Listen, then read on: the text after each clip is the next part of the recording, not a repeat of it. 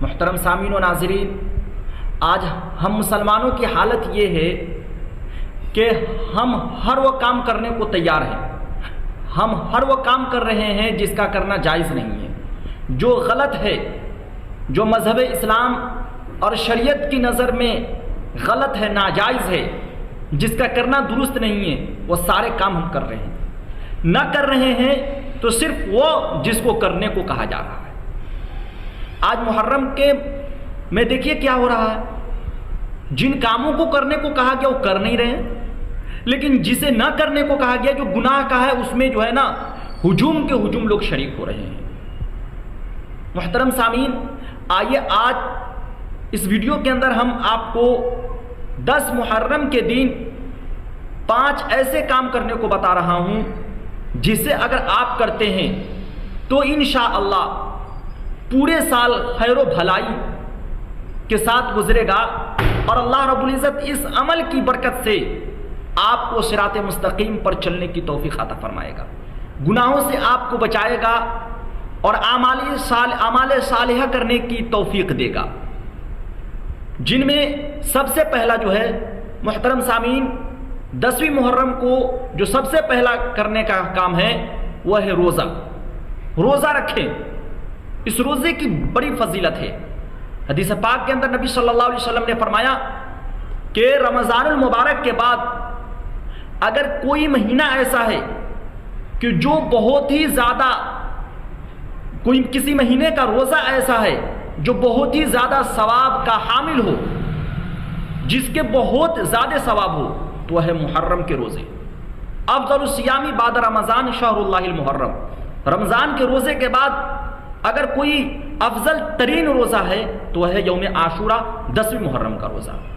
اسی طرح سے نبی صلی اللہ علیہ وسلم نے فرمایا کہ جو بندہ 10ویں محرم کو روزہ رکھے گا تو میں اللہ کی ذات سے یہ امید کرتا ہوں کہ اللہ اس کے پچھلے تمام گناہوں کو معاف کر دے گا۔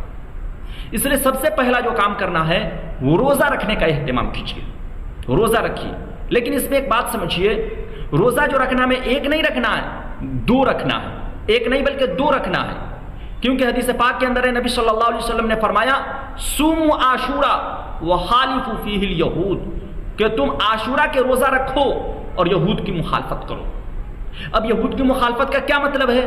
یہود کی مخالفت کا یہ مطلب ہے کہ یہود ایک روزہ رکھتے ہیں، تم ایک نہیں بلکہ 2 رکھو، اس طرح سے اس کی مخالفت ہو جائے گی۔ تو ہمیں 2 رکھنا ہے، 9-10 یا 10-11۔ اگر آپ 2025 میں رکھنا چاہ رہے ہیں تو 5 جولائی، 6 جولائی یا 6 جولائی اور 7 جولائی۔ محرم کی تاریخ کے اعتبار سے 9 تاریخ، 9 محرم، 10 محرم یا 10 محرم اور 11 محرم، اس طرح سے 2 رکھیں، ایک نہ رکھیں۔ ایک رکھیں گے تو آپ کو ثواب کے بجائے گناہ ملے گا، نہیں رکھنا تو رکھنا ہی نہیں ہے، لیکن اگر آپ نے شروع کر دیا تو ایک نہیں بلکہ 2 رکھنی ہے۔ تو ایک سب سے پہلا جو کام کرنا ہے روزے کا اہتمام کرنا ہے، روزے کی بہت فضیلت ہے۔ دوسرا کام جو کرنا ہے اپنے گھروں کے اندر رہیں۔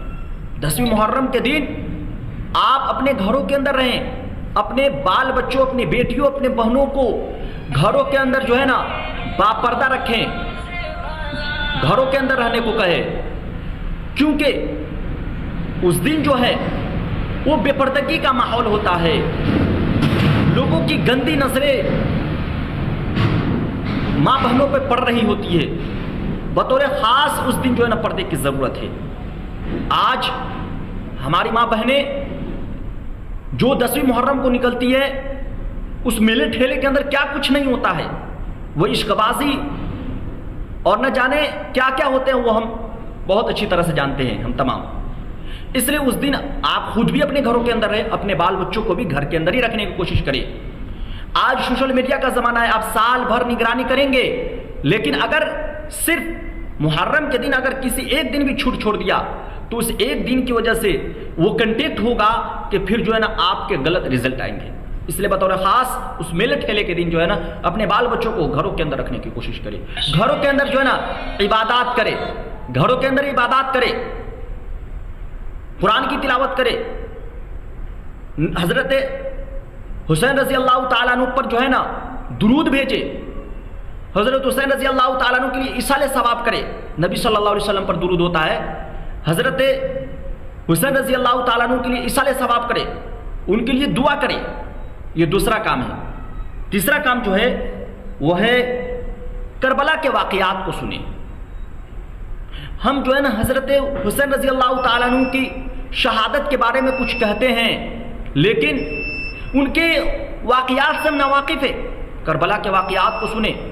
بڑے بڑے علماء کرام کے جو ہے نا یوٹیوب پر جو ہے نا بیانات پڑے ہوئے ہیں، کتاب کو پڑھیں، بیانات کو سنیں، مستند علماء کرام کے بیانات کو سنیں۔ انشاءاللہ جو ہے نا کل کے دن اسی چینل پر میرے بھی جو ہے نا کربلا کے واقعات کے تعلق سے جو ہے نا بیان آنے والے ہیں۔ اگر آپ نے اس چینل کو سبسکرائب نہیں کیا ہے تو آپ کر لیں تاکہ وہ ویڈیو آپ تک پہنچ سکے۔